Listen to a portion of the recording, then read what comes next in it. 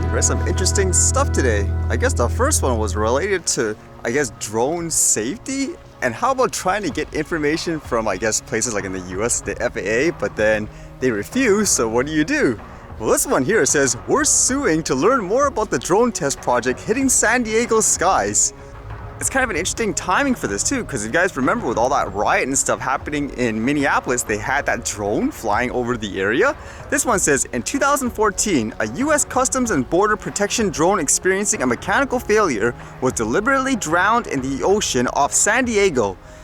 The unmanned aircraft didn't have enough battery to go all the way back to Arizona, so the ground crew steering it chose the water as the safest recovery site. But for approximately 2 minutes, the pilot lost contact. By the time the drone crashed, it was headed back to the direction of Point Loma. That must be one heck of a recovery too. And it says the federal agents who recovered the wreckage suffered minor injuries due to the inhalation and exposure to jet fuel and lacerations from handling carbon fiber shards without proper equipment. In 9 months leading up to the San Diego crash, according to a subsequent CBP report, similar drones produced by the same local defense contractor, General Atomics, failed 18 times due to the problems with the starter generator. The company is now developing a new military-grade drone known as the SkyGuardian, with plans to market the unmanned aircrafts to police and other emergency responders as well as public planners. But first, the company needs to prove that the device is safe to put above densely populated metro, and it's chosen San Diego as a prospective test site.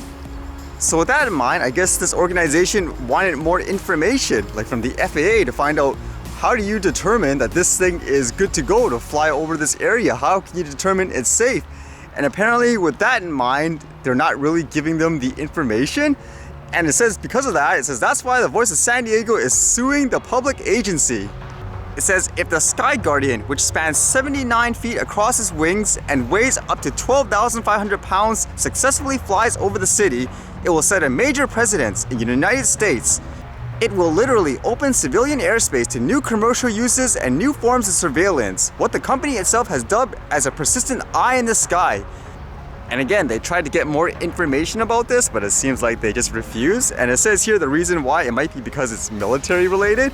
It says here, quote, "We can't get into details about a military aircraft program," wrote Marcia Alexander Adams, a public affairs manager for the FAA, in an email. The FAA is working closely with the manufacturer to ensure that aircraft operates safely in a civilian airspace.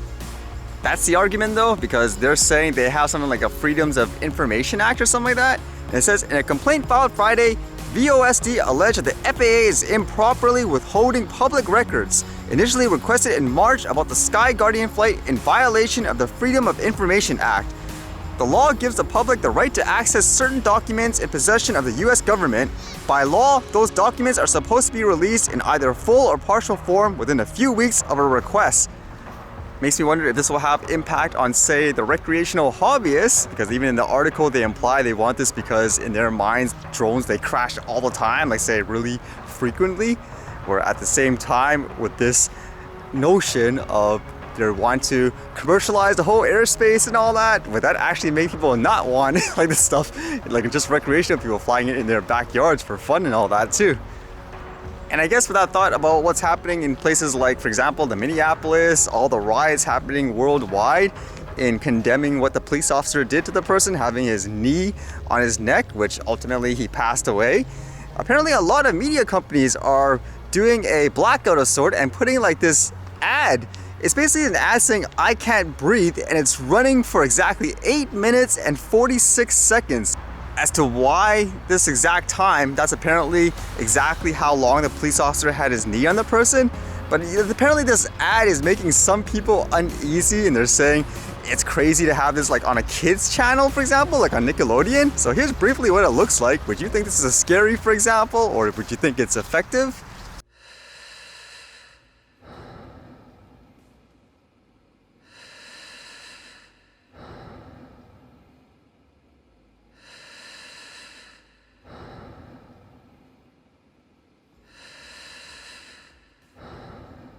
So imagine seeing this on your TV screen for over 8 minutes all of a sudden. And again, apparently some people, like parents, are really upset because they said they're putting stuff like this in front of their kids, like introducing violence and all that.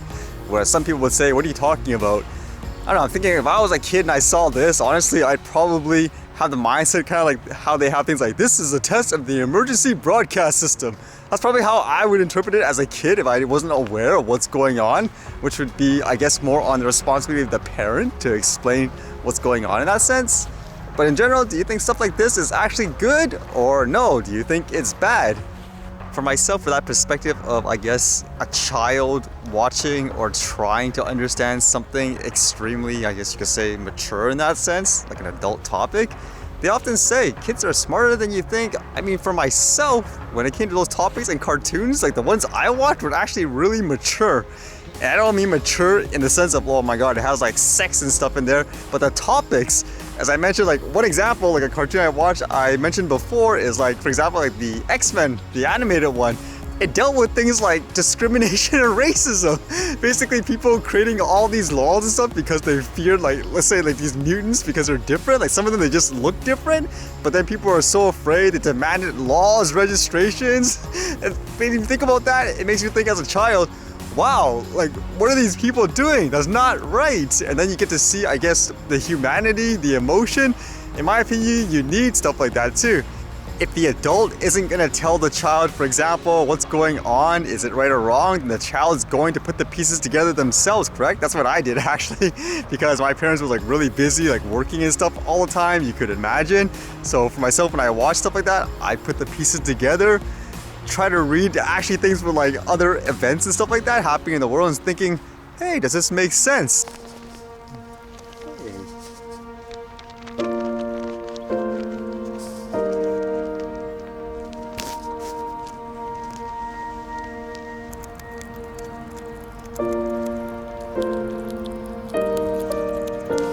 It's the same principle with these animals. You basically sit there, you understand kind of what they're trying to say, how they communicate. I mean, they can't talk, right?